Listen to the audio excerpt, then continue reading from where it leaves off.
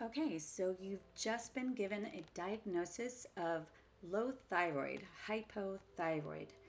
And the doctor is like, I want to put you on medications because it's dangerous to have a low functioning thyroid.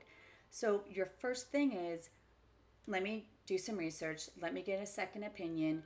Do not get on that medication right away, right? Because you've probably had it for a while. So I just looked up. That's so funny. You probably have had, it's chronic, coming on chronic, this hypo, this underacting thyroid. So let's take some look. If you want to search yourself, I mean, you definitely want to get other opinions, but that, and the cost is, if insurance doesn't pay for it, the cost is worth it before you get on, a medication. But let's look at, so you have hypothyroid, hypothyroid. So it's common. Why is it common? That doesn't make much sense. Where the thyroid doesn't create and release enough, let's see, hypo, probably no energy, fatigue, yeah, increased sensitivity cold, constipation, dry skin. Those things could be for a lot of things. Remember that the thyroid is your messenger system where your messages go out to the body. So let's look up, and I didn't put hypothyroidism, but okay, let's put causes. Okay? So the most common cause, autoimmune. Ooh, okay. So I don't ever stop at autoimmune because that just means that nobody knows, and I don't really like that. Let's see. Does everybody put uh, autoimmune? And so commonly, and everybody, it seems like it's getting more common. Look, 3 million U.S. cases per year, and that's just where it's diagnosed and it's common and it's autoimmune. Okay, well, let's see. How if we look at this? Let's look up thyroid disruptors. Okay, so here we have thyroid disruptors. It's a family of endocrine disruptors. Let's see, and it interferes with the thyroid function. So that's pretty fascinating, right? So there are things that actually maybe we eat or drink or do that's disrupting our thyroid from working properly. That's not really autoimmune. That is something that's in our environment or in our food. So here's what chemicals cause thyroid problems. Several industrial chemicals. So we've heard of these from the plastics, from like frying pans that are all like kind of beat up a little bit and has those chemicals in the pan. And when it says what should thyroid, I think we're all thyroid patients, right? So this is it. That's one that right here where it says what should thyroid patients avoid. I would not really go with what it says there until you talk to a specialist based on your your situation of why your thyroid is underacting, because coffee is great. I think they're doing some caffeine kind of foods there. So so we got an idea here that we have disruptors in our life. Let's see. And then don't look at vitamins because, or this, you don't want to look at vitamins or things to increase your thyroid because there's a root problem why your thyroid is acting up. So here again, it's showing chemicals, endocrine disruptors, which is really important because let's see what's in our food. Let's see. Some vegetables. Let's see. I don't really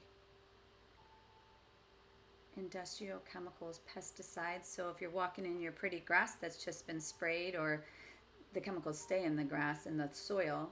So you have flame retardants. So let's say you're wearing a shirt, clothing, and you're sweating in that, those flame retardants of the clothing. It's a lot. It's a lot of things. It can be overwhelming.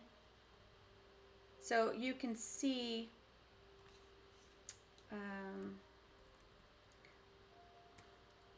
let's see. Let's do thyroid naturally.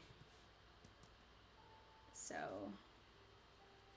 that one's pretty non-committal. This junk food one, and eat slow and yoga. Not really feeling any of those. Let's see. first of all, of course, keeping the chemicals from your shampoo to your um, everything you put on your skin, and that'll be a lot. That'll change a lot. Just everything is kind of everything is kind of going besides a diet. And it, like I said, it came on chronically. And if you're not eating well, of course, you should look at that. But if it's outside forces out of your control, then you need to look at what your detergent's made of, and in your foods, like any kind of processed foods, what chemicals are put in there to preserve it, right? So there is a natural um, thyroid. It's called a bioidentical. Identical. Oh, it's one word. All right, let's go back there then. Bioidentical. So let's take a look at that real quick. I'm past my 5 minutes, but let's take a quick look here. So we're replacing thyroid hormone. So these are bioidenticals, right? And so this is with a script, and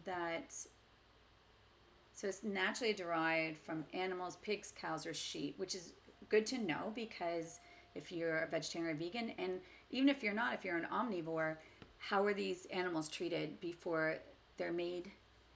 Are they raised just for this medication and things like that? So what is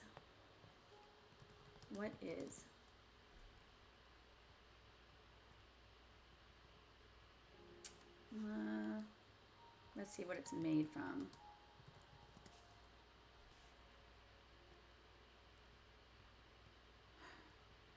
Let's see. It's not telling us there on that one. Besides the thyroid glands from the pigs are removed, and you're thinking this is the best I can do, your thyroid. Like I said, it comes on chronically. Let's see. I know what I'm looking for here, and that's what makes it so. There's one from plants.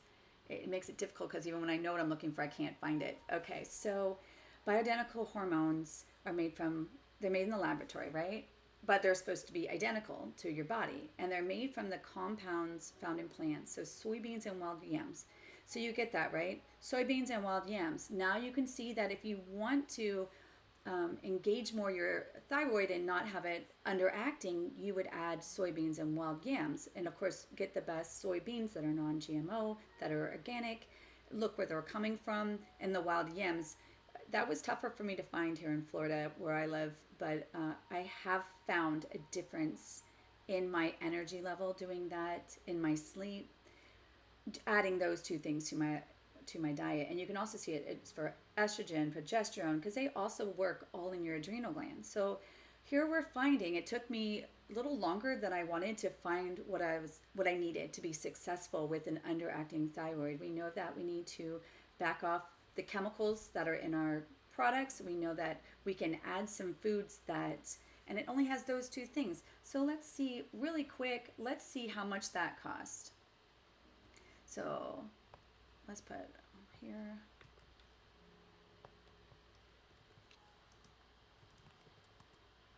I'd just be interested.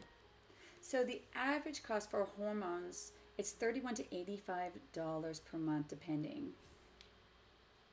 Wow. So how much does it cost? Whoa.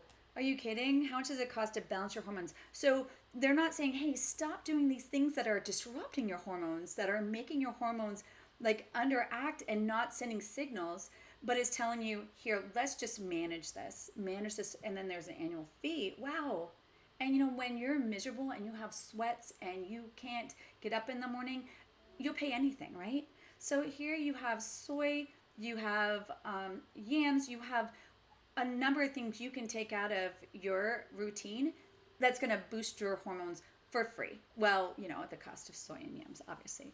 And you'll find better results from putting like olive oil on your skin, which is full of vitamin A and K, and just natural things. You'll actually enjoy, and your skin will feel better. You'll feel better. So, and that cost is not this much. So I hope that helped you on how to search and get real answers and looking out for your thyroid.